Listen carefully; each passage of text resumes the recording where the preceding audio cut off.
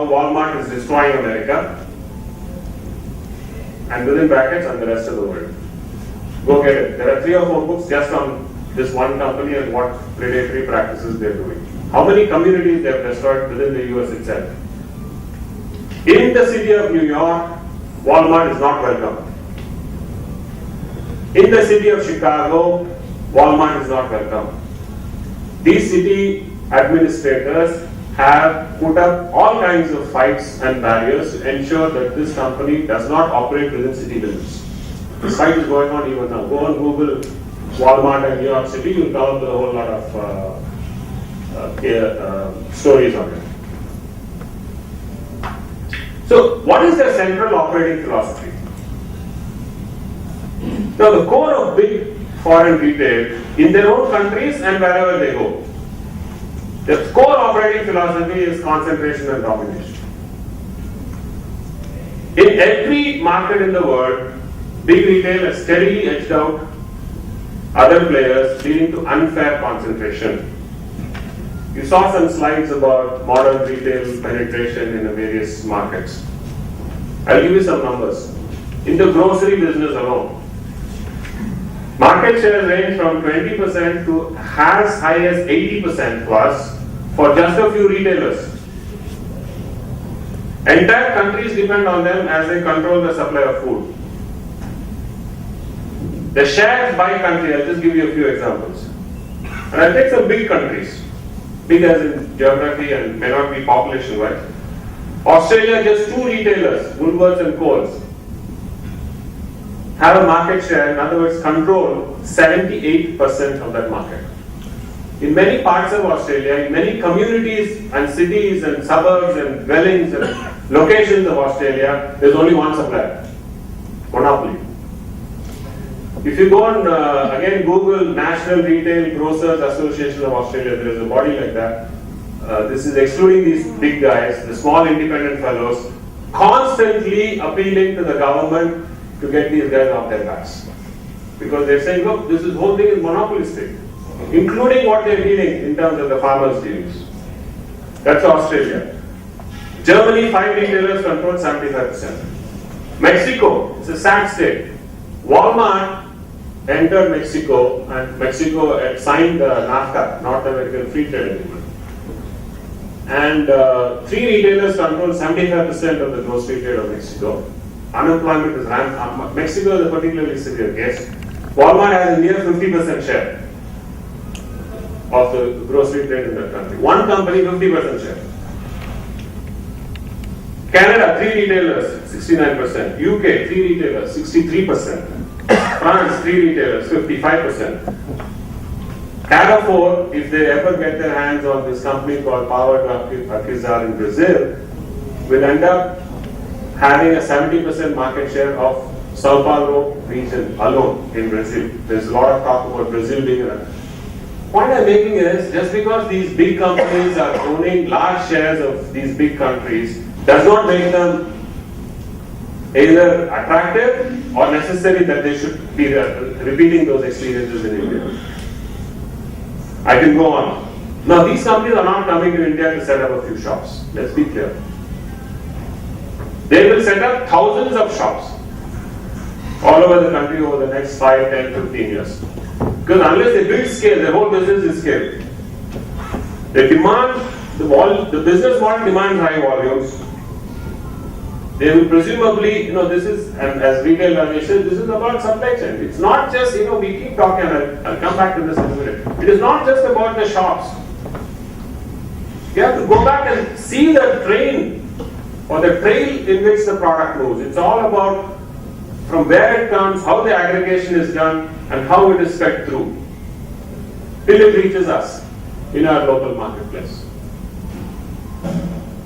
Of course, they want large volumes, which they will not aggregate here. All the APMCs and all these things are subject to change. So once you let loose certain variables in the marketplace, what the consequences are. So there will be a lot of, the lobbying will not stop here. So today we have an APMC that may be functioning efficiently, may not be functioning efficiently. But if all of this, if this is the point we have reached through lobbying, which I'll come to in a little bit, what more needs to be lobbied? Everything, all these obstacles can be removed. So the whole game is concentration, aggregation, till it becomes very difficult for local retailers to compete. This is not it's not because I am saying so. It is what has happened. Is it then good for the consumer? There is a lot of talk about consumers getting a benefit. If the prices are lowered initially, yeah, people are very happy. The issue is again time perspective. 5, 10, 15, 20 years from now, what happens? I don't have the time and I don't want to get into it, but the history of retail played itself out in the US between 1920 and 1940. 22 states of the US, states as in different states of the United States, had legislation preventing growth of big chains. There is a book called Chain Stores in America. It's out of print, but you can get it if you try hard enough. You should read it. Question is, once the domination happens, what happens then? Simple, the consumer is captive. This is absolutely the global experience. That is when the markups go up and the consumer has no choice but to pay the higher price. So what is the time perspective? Go back in history, see what has happened everywhere and figure out if this is what we want to do or not. Retail structure in India is just the opposite. We talk of fragmentation as if it is a curse. So what if it's fragmented? Who says that everything has to be concentrated in the hands of a few big companies? Is that the only business model that we should be following for everything?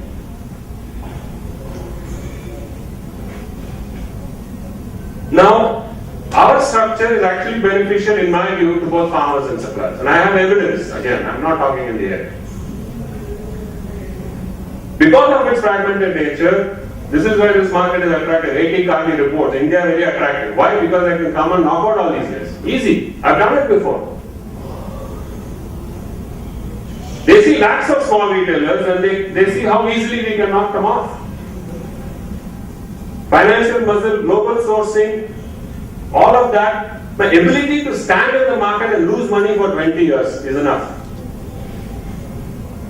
Who will stand in front of them?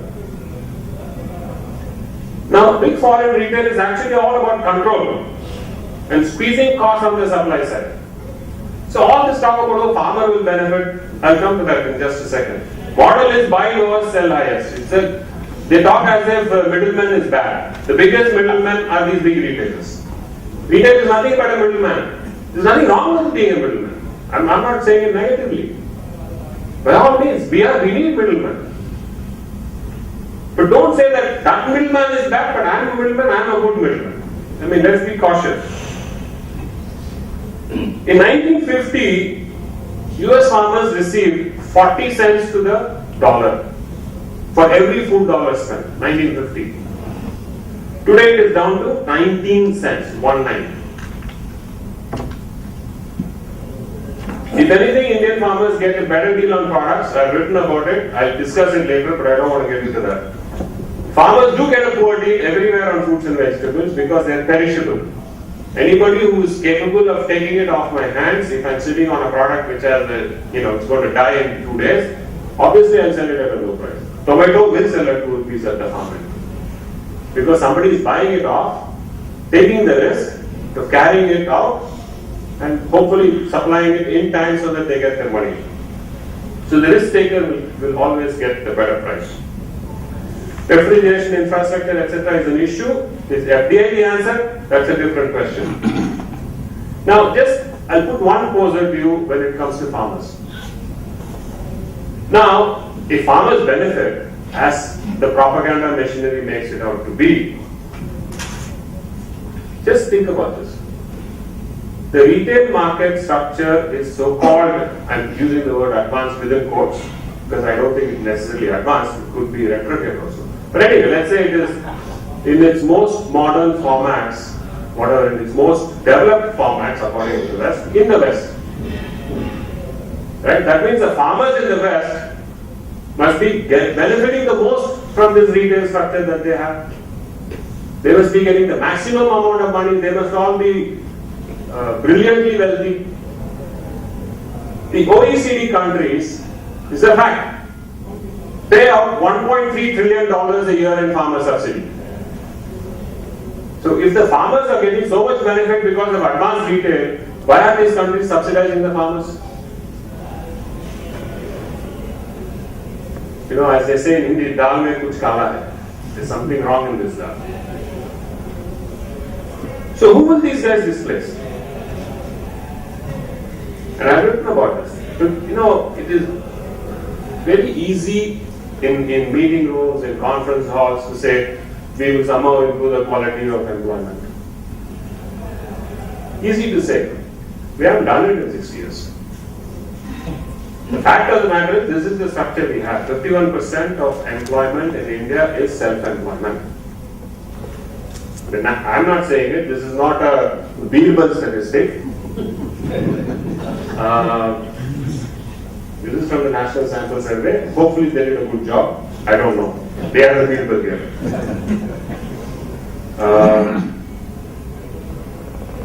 Biggest avenue of self-employment is retail in India. Now the point is, we are talking about a context which is India. So we are not talking Bahrain. Sorry, Dubai. Dubai has 60% expats, they can all go back home. Whereas this is India, we live here, 1.2 billion hours. And Indian economy is not a good generator of jobs. It is a fact. That is why Mr. Vishwanathan's statistics are correct. So 35-40 million only organized, of which 50% of them is government employed. So if we talk of organized क्या होता है? 20 million employees in a country of 1200 million. And that is what is driving this whole thing. Whereas 50% of our people are self-employed, a lot of them in retail. We create approximately 17 lakh jobs a year, 1.7 million only for a nation of our size. It is not adequate for our growth in population. Absolutely inadequate. So you have an avenue here in the Indian context called retail, which enables people to make a living. Okay, now we are talking about the broadest base of the pyramid, which is what we should be thinking about. And retail has very little entry barriers. For a population like ours, and Mr. Vishwanathan is again very right, very limited skill sets. It provides an excellent safety valve. We all know what a safety valve is. When the pressure builds, it goes. So this is a safe way. I'll do something, I'll start a little store, I'll do something, I'll be a little local street vendor, I'll make some money. I'll carry on, I'll live. So you look at it and you say that's unorganized.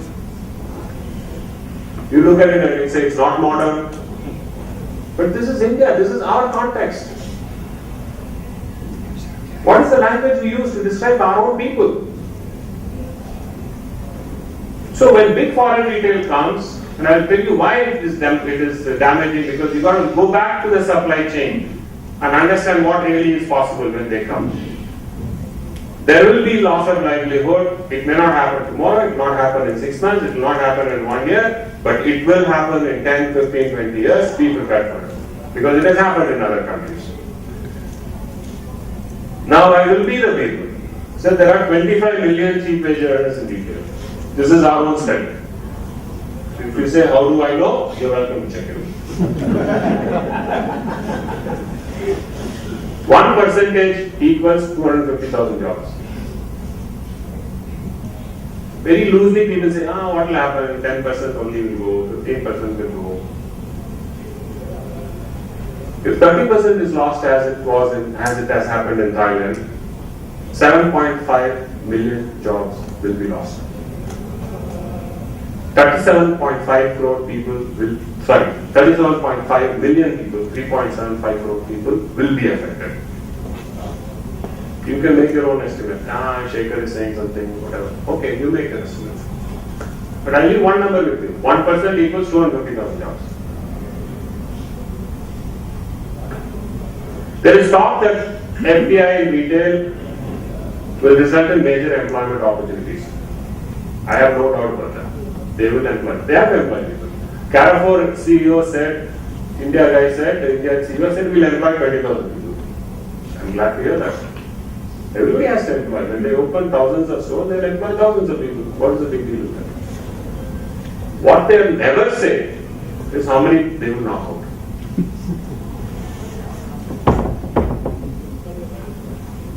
It is the net numbers we should be looking at. How many are gained, how many are lost. Nobody talks of global sourcing of product. So when they enter, there will be global sourcing. I was talking to some very senior academics in the US. One of the biggest issues in the US is big retail. Why? Because they have completely offshore sourcing of just about everything. So when you walk into these stores, you don't get anything made in America. It is only made outside. Great for the consumer, they say. Lousy for employment, everybody says. Can they do something about it? No.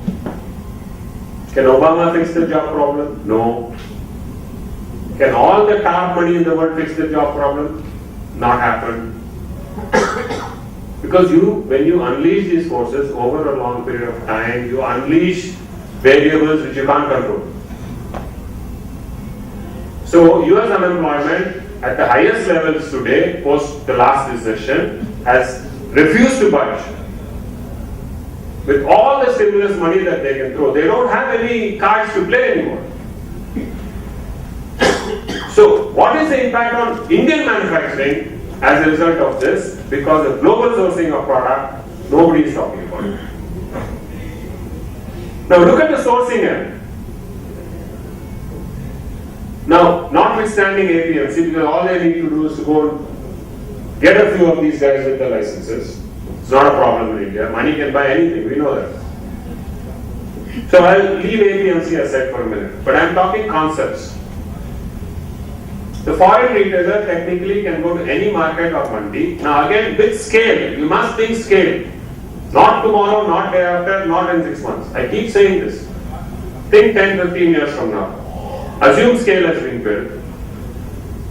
They can buy any quantity of supply they want from any market, hold it, and bring it to the consumer. Now there is this again, everybody says, oh, Indian retail chain is so, whatever, supply chain is fragmented, blah, blah. When you say fragmented, please think, there are people doing these jobs. Okay, you want to take them out? What are they going to do? Think about that also. When you unleash something and there is a consequence, you must have a solution for that consequence. So, the entire supply chain in India may be fragmented, but it is holding up the economy. It is holding up people. It is holding up livelihood. So, the foreign retailer can purchase, as per the rules, locally all agricultural produce, including fruits and vegetables, pulses, fresh poultry, fishery, meat, sell them unbranded in their stores. What stops them if they are at the scale, as they do elsewhere, from cornering the market in any of these products? And if in a local region in India is any particular trade served by tens of thousands of small people, they will be replaced by giant retailers. Be prepared for it. Provide an option to them. Now, what sort of markets are there? People talk about consumer will benefit. Now, don't get fooled by on-sale merchandise. Okay, I have a sale. I drop the price. It's called loss leader in retail jargon. I'm not going to get into this. The only efficiency in my mind, or only indicator of efficiency, is the retail markup or the channel markup, if you wish. What is the product is bought at X price and sold at Y price, there is a difference, and that difference is the markup. Now, I have spoken to my clients, I have done looked at this in fair amount of detail. The retail markup in the West, because that's where we want to get, right? Everybody says modern retail must get to that level, whatever that means. The retail markups in the West range from 2 times more than India to 3 times or more, and sometimes 9 times more, depending on the product category. These are facts, numbers are there. If you allow concentration of retail over time, which is the game that they want to play, they are not coming here as let me have one store in Delhi, one store in Chennai, and I'm happy. No. When concentration happens, markups will increase, prices will increase. The consumer is captive. Don't take my word for it. Go to the US, go to UK. If you want to buy a grocery, you have a choice of 3 or 4 retailers. That's it. If you happen to be in the wrong city or location, if you are in a Tesco town, you have one Tesco. Everybody else is wiped out. Okay, this is what is there, visible to us. So markups, consumer pricing, please look at what has happened elsewhere. Look at what we are doing here. Retail trade and wholesale trade, I must agree with this